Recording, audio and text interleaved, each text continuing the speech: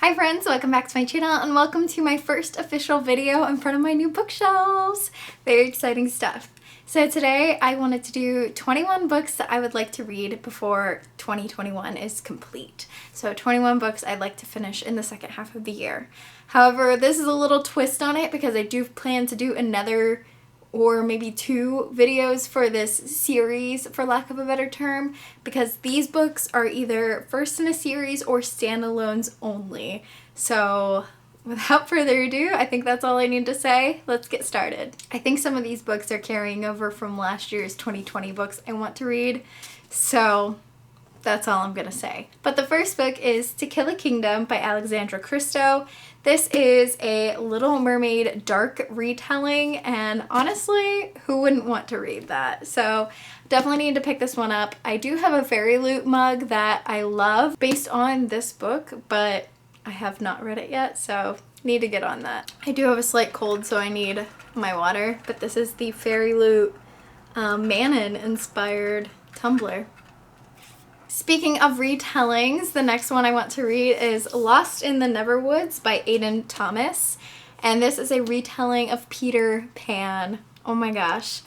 I think we're going to stick with a little bit of a consistent theme of retellings here for a second because my next one is also a retelling, and that is Romanov by Nadine Brandes, and this is an Anastasia retelling. Next isn't a retelling, but it is a classic that I've never read, and I'm kind of ashamed that I've never read it, but that is Pride and Prejudice by Jane Austen.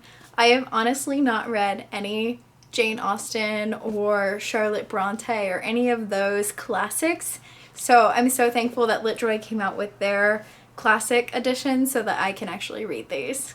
I mean, I could read them otherwise, but who can ignore a pretty book? Next is In the Ravenous Dark by A.M. Strickland, and I don't know anything about this one other than the synopsis on the back, so I'll just go through that. She loves a princess. She's bound to a warrior. She must betray them both. Ooh. And you may have noticed that whenever I talk about In the Ravenous Dark, I also mention Girl Serpent Thorn by Melissa Bashardist. Both of these books have like bisexual love triangle themes in them, I'm pretty sure, mixed with elements of fantasy and like betrayal and all that good stuff. And I'm not normally for love triangles, but I'm pretty sure I'm gonna love these two. So if you couldn't tell, Girl Serpent Thorn is also on this list. And then following those two is also one that I always mention, which is Incendiary by Zoraida Cordova. Again, all I know is the synopsis on the back. I am Renata Convita. I have lived 100 stolen lives. Now it's time to live my own. Next are 3 books from 2019 Owl Crate book boxes that I have not read yet. I've read the rest of the 2019 books, but I need to get to these 3. Crier's War by Nina Varela. One Mortal, One Made, One Loved, One Betrayed. Impossible love between 2 girls, one human, one made, a love that could birth a revolution. And this is a sapphic sci-fi. Next is The Bone Houses by Emily Lloyd Jones, in which we are following a family of gravediggers who are the protectors of the bone houses, or essentially risen corpses. And everything is just going dandy, I guess, for lack of a better term, until another person moves into town and starts looking into how this is happening or something along those lines. And finally, We Hunt the Flame by House of Faisal. I honestly cannot believe I have not read this yet, but it is on my July TBR, so it's coming soon. Next is The Shadows Between Us by Trisha Levenseller. And I believe that this is an enemies to lovers / girl disguising herself as something she's not and falling in love with a brutal king type trope. And Trisha Levenseller also wrote Daughter of the Pirate King, which is like one of my new favorite books. And I just picked up Daughter of the Siren Queen. Love it. I just think that Trisha Levenseller is going to be a new favorite author for me this year. So definitely want to read this book as well. Speaking of Trisha Levenseller, I'd also love to pick up Warrior of the Wild, which I believe is about a warrior princess who in her like coming of age competition, it gets sabotaged, so her father is forced to ban her from the clan or exile her, and she finds another clan of exiled warriors in the forest or the wild and has to learn to live with them. Next, I'd love to pick up Eliza and Her Monsters by Francesca Zappia. This is a book about mental health and fan fiction, I believe. I think this girl writes a fan fiction or is some sort of like online blogger or like in forums or something of that nature. And she's friends with this guy on the online and doesn't realize that they're also friends in real life or something like that. But I know it deals a lot with mental health. Next, I would love to pick up City of Bones, which is the first book of the Mortal Instruments series by Cassandra Clare, which is also the beginning to the entire Shadowhunters saga, for lack of a better term. I don't know anything about it.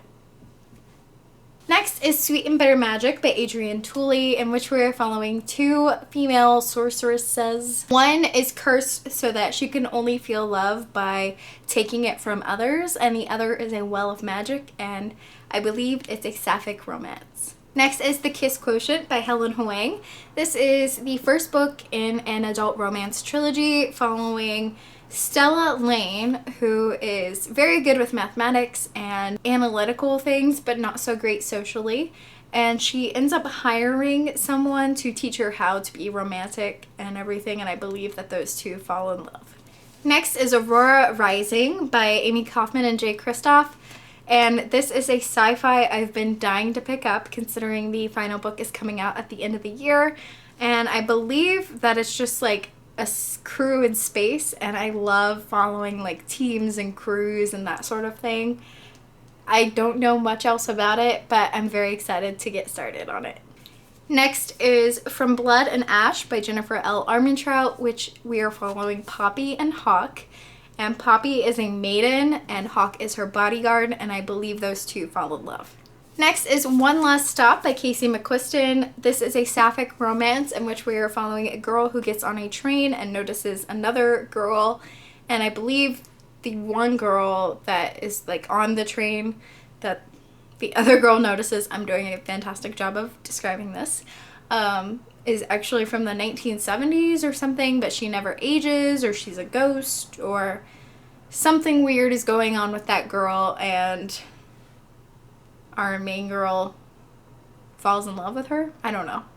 Next is The Blaze Wrath Games by Amparo Oritz, and this is pitched as How to Train Your Dragon meets the World Cup.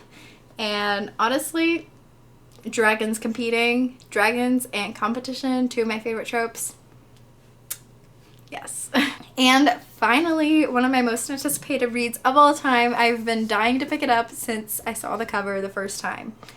In Deeper Waters by F.T. Lukens. This is pitched as The Gentleman's Guide to Vice and Virtue meets Pirates of the Caribbean. I don't think I need to say anything else. The cover speaks for itself, but then you add on that synopsis and it just gets 100,000 times better, and I definitely need to pick this up as soon as possible. So that's all the books in my 21 books I want to read before 2021 is over. And thank you guys so much for watching. That's really all I have to say. I have a cold, so I'm going to stop talking a lot, but thanks for watching. Bye everyone.